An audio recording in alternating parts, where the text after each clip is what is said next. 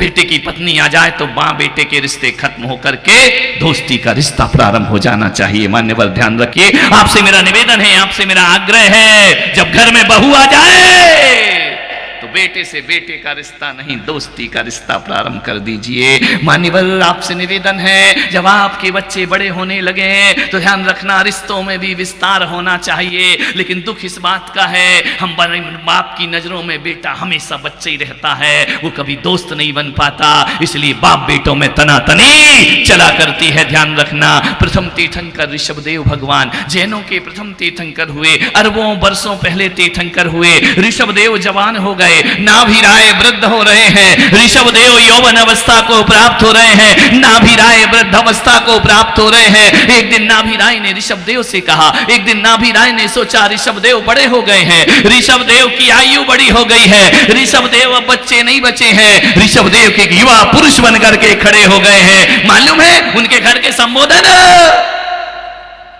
नाभिराय ने कहा कि पुत्र, हम केवल रिश्तों से आपके पुत्र हैं, हमने जन्म दिया है, व्यवहार से हम पुत्र हैं, लेकिन हे पुत्र तुम साधारण पुत्र नहीं हो, हम तो निमित्त के माँ बाप हैं, तुम तो अपने आप के निमित्त से पैदा हुए हो। ध्यान रखना, हम तो केवल साधन हैं, जन्म तो तुम्हारा खुद के द्वारा हुआ है, खुद से हुआ है, खुद से खुद पैदा हो जाने वाले के कोई माता पिता नहीं हुआ करते हैं, हम तो केवल नाम मात्र के माता पिता हैं। नाभिराय के शब्द सुने ऋषभदेव के कानों में अमृत घुल गया। ऋषभदेव ने कहा कि तात ऐसा शब्द ना बोले। नाभिराय ने कहा नहीं पुत्र, वास्तविकता यही है, ये तो व्यवहारिक है कि हम तुम्हारे माता पिता हैं। माता पिता कोई किसी का नहीं होता है, प्रत्येक जीव अपनी तकदीर लेकर के जन्म लिया करता है, अपने आदतें संस्कार लेकर पैदा होता है। हे पुत्र, तुमने हमें माता पिता का दर्जा देकर हमारी जिंदगी पर बड़ा एहसान किया है, हमारी जिंदगी को महान बना दिया। कभी अपने पुत्र से ऐसे शब्द निकलते हैं तुम्हारे तो वो क्यों रे, ये नहीं किया, वो नहीं किया, गधा चराएगा गधा, कुछ नहीं कर सकता जिंदगी में। ये माँ बाप के रिश्ते पवित्र रहेंगे जिंदगी में, ध्यान रखना। नाभिराय ने कहा कि नहीं पुत्र, हम धन्य धन्य हो गए तुम्हारी जैसी संतान को पा करके। कौन बोला ऋषभदेव जैसा बेटा हो जब तो कहेंगे। अरे मेरे भाई, ऋषभदेव पैदा नहीं होते हैं, ऋषभदेव बनना और बनाना पड़ता है अपनी पीढ़ी को। ध्यान रखिए, आपसे निवेदन है, अच्छे व्यवहार रहोगे पुत्र तुम्हारे लिए पानी पानी हो जाएगा। ध्यान रखना, आप करते नहीं, आप तो पैदाइशी बाप बन जाते हो। अभी बच्चा है या नहीं, तुम बाप बन के जीने लगे हो। बाप बनने की कला छोड़ दीजिए, जिंदगी में सुखी होना है। ऋषभदेव ने कहा, ऋषभदेव से नाभिराय ने कहा कि पुत्र, हम चाहते हैं संसार की व्यवस्था बनाने के लिए हम आपसे आज्ञा चाहते। एक पिता कह रहा है पुत्र से, पढ़ो जरा आदि पुराण को। नाभिराय ने कहा कि पुत्र, तुम तीर्थंकर हो, तुमसे संसार चलेगा। इस संसार को चलाने के लिए हम आपसे आग्रह करते हैं और विश्वास है कि आप हमारे आग्रह को नहीं तोड़ेंगे। हम आपसे प्रस्ताव रखते हैं कि आपको विवाह कर लेना चाहिए। ध्यान रखना, कितनी विनम्रता एक पिता में, कोई आदेश नहीं, विनम्रता कि आप यदि विवाह करते हैं तो हमारा हृदय भी आनंद से भरेगा और संसार भी सुचारू रूप से चलता रहेगा। मालूम है ऋषभदेव ने क्या कहा?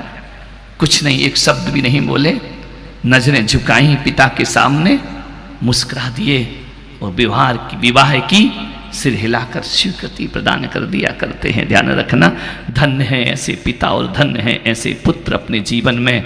मान्यवर, आपसे आग्रह करूंगा कि ध्यान रखना, आजकल तो मंदिरों में अध्यक्ष क्या बन जाते हैं, सूचना पटल पे लिखते हैं आदेश से ट्रस्ट मंडल।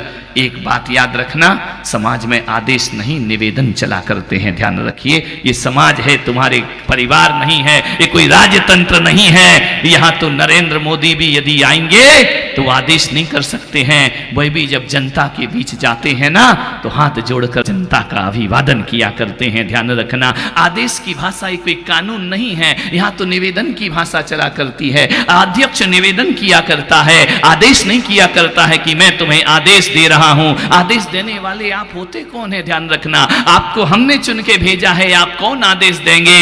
जनता से आग्रह चलता है और निवेदन चला करता है। ध्यान, ये सभ्यता की भाषा है, ये मित्रता की भाषा है। मित्र बन करके जियो, तहजीब की भाषा बोलो, सभ्यता की भाषा का प्रयोग करो। मान्यवर, मां बेटी में भी दोस्ती का रिश्ता होना चाहिए, सास बहू में भी दोस्ती का रिश्ता होना चाहिए, भाई भाई में भी दोस्ती का रिश्ता होना चाहिए। दोस्तों जैसे रहा करो, रिश्तों में मत जियो मेरे भाई। मैं आपसे निवेदन करता हूं, एक होती है दोस्ती और एक होती है रिश्तेदारी। ईमानदारी से बताना उदयपुर वालों, दोस्ती में ज्यादा मजा आता है या रिश्तेदारी में ज्यादा मजा आता है? आपसे पूछ रहा हूं बड़ी विनम्र, महावीर भाई, दोस्ती अच्छी या रिश्तेदारी अच्छी? दोस्ती से अच्छा कुछ नहीं होता है। मान्यवर, दोस्ती रखो, रिश्तेदारी छोटी है, दोस्ती बड़ी हुआ करती है। रिश्तेदार कितने होंगे? जात पात के, गोत्र के, 2 4 10 15 20 दोस्त कितने हो सकते हैं? हम चाहें तो पूरा उदयपुर हमारा दोस्त बन सकता है मेरे भाई। इसलिए मैंने कहा रिश्तेदारी छोटी होती है, दोस्ती बड़ी होती है।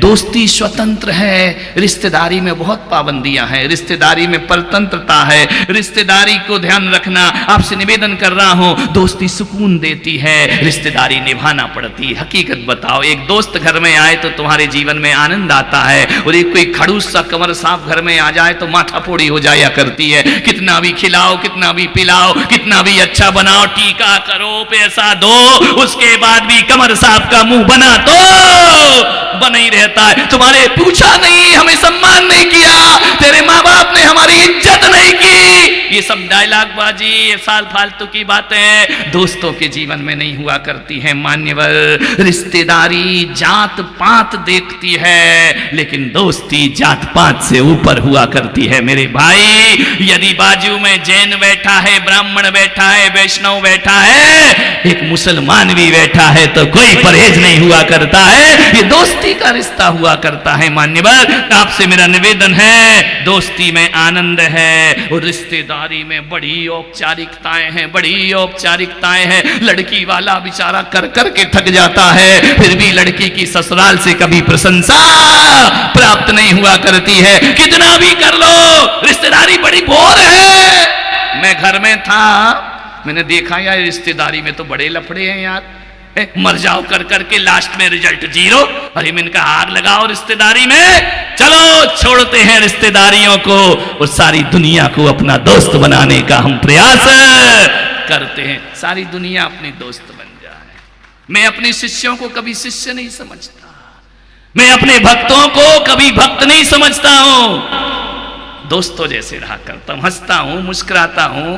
एक आदमी आए, बोले महाराज स्टेज पे तुम कुछ और दिखा करते हो, रास्ते में कुछ और हुआ करते हो, कमरे में कुछ और हो जाते हो, और रात को। मैंने कहा बस यही मेरी जिंदगी है। ध्यान रखना, स्टेज की अपनी मर्यादा है, कमरे की अपनी मर्यादा है, राह की अपनी मर्यादा है। और जो इन सभी मर्यादाओं को जी लेता है और जो दोस्ती के संबंध बना लेता है, मैं कहता हूं तपस्या का आनंद केवल वही प्राप्त करता है। 24 घंटे मुंह बना के बैठा रहूं क्या? बोले महाराज आप हंसते रहते हो, मुस्कुराते रहते हो। अरे तो मैंने कहा मैंने सन्यास लिया है, कोई अपराध थोड़ी किया है कि ऐसा मुंह लटका के बैठ जाऊं। मुझे काय को बैठो, कोई तिहाड़ जेल में आया हूं का? ध्यान रखना। अरे मुंह लटकाओ तुम, रो तुम, उदास रहो तुम। संत उदास नहीं हुआ करते हैं, संतों में तो परम आनंद और मुस्कुराहट हुआ करती है। ध्यान रखना। किस बात से उदास? कोई मेरे माँ बाप ने मुझे धक्के मार के दीक्षा दिलाई है क्या? मेरा गुरु मुझे घसीट के लाया है क्या? बोलिए, क्या समाज ने जबरदस्ती मुझे संत बना दिया? नहीं बनाया ना, मेरा सेल्फ डिसीजन है। वो जब सेल्फ डिसीजन होते हैं तो फिर उदासी की जरूरत नहीं, जीवन में आनंद की बरसात हुआ करती है। ध्यान रखना, खिले हुए फूल सा हमारा जीवन होना चाहिए। काय की मर्यादा है? ज्यादा अनुशासन भी जीवन को बेरुखा बना देता है। 24 घंटे महान मत बनो, कभी आसान जिंदगी भी जियो। ध्यान रखना है। मान्यवर, दोस्ती छोटी है, दोस्ती बड़ी है, रिश्तेदारी बहुत बहुत टेंशन वाली है। एक बात बताओ, इतने लोग यहां बैठे हैं, क्या करें? प्रकाश भाई यहां कागज ही तब देते हैं जब सभा समाप्त हो जाती है। मैं नाम नहीं जानता हूं। ताराचंद जी आप बताइए, विधायक महोदय बड़ी आत्मीयता रखते हैं मुझसे। मैं आपसे एक प्रश्न पूछता हूं कि हमारे जीवन को दुखी कितने लोग करते हैं? ईमानदारी से कितने लोग करते हैं? बेटा करेगा, बाप करेगा, पत्नी करेगी, बच्चे करेंगे। दुखी करने वाले कितने हैं? अपने लोग दुखी करते हैं या पराये लोग? ईमानदारी से बोलो, अपने लोग दुखी करते हैं, पराये तो नहीं करते। अपने कितने होते हैं? 5, 10, इससे ज्यादा नहीं होते टेंशन देने वाले। और जो अपने नहीं हैं, मान्यवर ध्यान रखना, बड़ी महत्वपूर्ण बात, अपने को टेंशन देने वाले वो 2-4 रिश्तेदार होते हैं। एक बात याद रखना, उन्हें हम अपना कहते हैं, वो जो हमें दुख नहीं देते उन्हें हम पराया कहते हैं। हकीकत पूछो तो मैं कह सकता हूँ कि जो दुख देते हैं वो अपने नहीं, वो जो दुख नहीं देते वो अपने हुआ करते हैं। दुनिया में ध्यान रखना है। इतने बड़े उदयपुर में तुमको डिप्रेशन में लाने वाले कितने लोग हैं? बोलो, 2-4 चाहिए होंगे, पूरा उदयपुर तो नहीं होगा ना। तो वो पराये, वो जो दुख दे रहे हैं वो अपने। मैंने कहा धाक तेरे की ये जिंदगी, क्या मतलब है? मेरी माँ ने मुझसे पूछा कि सन्यास क्यों ले रहे हो, घर क्यों छोड़ रहे हो? मैंने कहा 2-4 लोगों की वजह से। ध्यान रखना, जो घर में मेरे रिश्तेदार हैं इनमें मैं नहीं जीना चाहता हूं। ध्यान रखना। बोले ये अपने हैं। मैंने कहा खाक अपने हैं। अपने तो वो हैं जो टाउन हॉल में बैठे हुए हैं आकर के, ये अपने हुआ करते हैं। ये रिश्तेदार अपने नहीं होते। ये तो दुख देने वाले हैं। ध्यान रखना, ये तो परेशान करने वाले हैं। ये तो मुझे अदालत ले जाने वाले हैं। ये तो मुझे डिप्रेशन में ले जाने वाले हैं। ये मुझे कोई बुराई करने वाले हैं। छोड़ो, जो 4 लोगों को छोड़ता है 1000 लोग उसका आनंद लूटा करते हैं। ध्यान रखना, 1000 लोग उसका इंतजार किया करते हैं। मान्यवर आपसे निवेदन है, 4 में जिंदगी बर्बाद मत करो रे। छोड़ो छाड़ो, चलो हमारे साथ। ध्यान रखना है, 1000 लोग तुम्हारा इंतजार। 4 लोगों में डिप्रेशन फालतू का। एकाएक अपने दुश्मन है सब। बेटा भी दुश्मन, बहू भी दुश्मन, ससुर भी दुश्मन, सब दुश्मन। दोस्त तो ये दुनिया हुआ करती है अपनी। मान्यवर संसार में परमात्मा ने सुख देने वाले लाखों लोग बनाए हैं, दुख देने वाले 4-5 बनाए हैं। उन 4-5 से नाता तोड़ो, कोई मतलब नहीं है।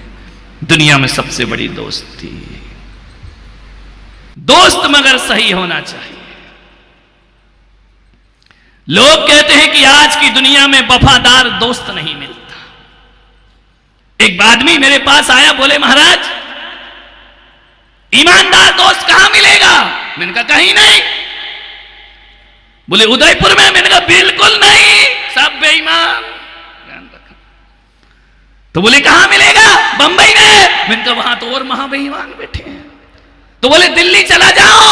मैंने कहा वहां तो गद्दार बैठे। ध्यान रखना, एक ध्यान रखना। तो बोले कहां जाऊं? अमेरिका। मैंने कहा अमेरिका वो किसी का हुआ है आज तक? ध्यान रखना, 25% टैरिफ लगा दिए उसने।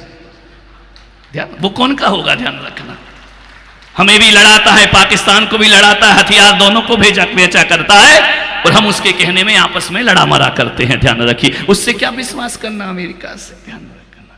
चाइना इनका नंबर 1 का बेईमान। यूज एंड थ्रो, ये चाइना की नीति है। तो बोले महाराज सच्चा दोस्त कहां मिलेगा? कौन है इस दुनिया में वफादार दोस्त? मान्यवर मैंने उस लड़के से कहा कि वफादार दोस्त देखने जाएगा, 100 साल की जिंदगी कम पड़ जाएगी, एक भी वफादार दोस्त इस धरती पर नहीं मिलेगा। तो बोले फिर मैं क्या करूं, किसकी दोस्ती करूं? मैंने कहा एक बात याद रख, वफादार दोस्त ढूंढेगा दुनिया में, तीनों लोक में वफादार दोस्त नहीं मिलेंगे। मैं कहता हूं तू वफादार दोस्त को तैयार ढूंढ मत, तू ईमानदार दोस्त को मत ढूंढ। मैंने कहा एक नियम ले ले पुलक सागर से। बोले क्या? मैंने कहा तू वफादार दोस्त मत ढूंढ, तू वफादार दोस्त बनने का प्रयास कर, हजारों तुझे वफादार। वफादारी दूसरों में देखते हो, अपने में नहीं देखते हो। मैंने कह दी तू ईमानदार है तो ईमानदार दोस्त मिलेंगे, और तू गद्दार है तो तुझे गद्दार दोस्त मिले, एक बात याद रखना मान्यवर, मैं आपसे निवेदन करना चाहता हूं, एक आग्रह करना चाहता हूं, दोस्ती में गद्दारी नहीं, यारी में गद्दारी नहीं, और गद्दारी से कभी यारी नहीं, ध्यान रखना मान्यवर, आपसे निवेदन है। कौन है सच्चा दोस्त? सच्चा दोस्त मत ढूंढो, सच्चे दोस्त बनो, ध्यान रखना। यदि तुम सच्चे दोस्त बन गए, सारी दुनिया तुम्हारी दोस्ती, सच्चे दोस्तों की तुम्हारे पास भीड़ लग जाएगी। मान कैसे होते हैं वो लोग दोस्त? हम अपने घर वालों का कहना नहीं मानते हैं, दोस्तों का मान जाते हैं बहुत जल्दी से। एक बात और बताऊं, पत्नियों गलतफहमी मत जियो, ये तुमसे बातें छुपा लेंगे, लेकिन दोस्तों से कभी बातें नहीं छुपाया करते हैं, दोस्तों से दिल की बातें शेयर कर दिया करते हैं। मान्यवर, रिश्तेदारों से बात छुपा लेंगे, परिवार से बात छुपा लेगा बच्चा, लेकिन दोस्तों से बातें कभी नहीं छुपाया करता है, ध्यान रखिए। मान्यवर, आपसे निवेदन है, दोस्त दुनिया का सबसे बड़ा राजदार होता है, दोस्त दुनिया का सबसे बड़ा हमदर्द हुआ करता है। आपको कोई कष्ट पड़ जाए, एक्सीडेंट हो जाए, कुछ हो जाए, रिश्तेदार बाद में आते हैं, दोस्त पहले पहुंचा करते हैं, ध्यान रखना, वो तुम्हारी सहायता को खड़े हो जाया। एक बात याद रखना, जब किसी से दोस्ती करो, एक बहुत अच्छा मंत्र दे रहा हूं, जब किसी से भी दोस्ती करो तो अपने दिल में एक ऐसा कब्रिस्तान बना करके रखो।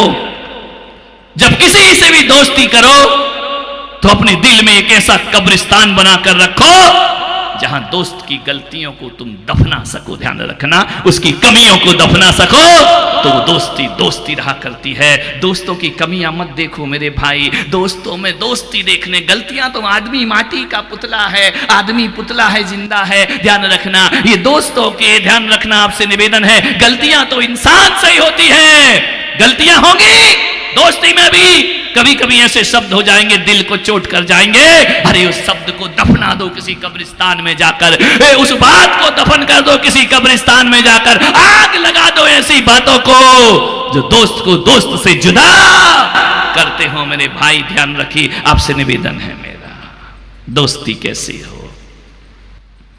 घास खाकर दूध पी देना, घास खाकर दूध देना, गाय की आदत तो देख, घास खाकर दूध देना, गाय की आदत तो देख, और दूध पीकर जहर उगलना, सांप की फितरत तो देख। दूध पीकर जहर उगलना, सांप की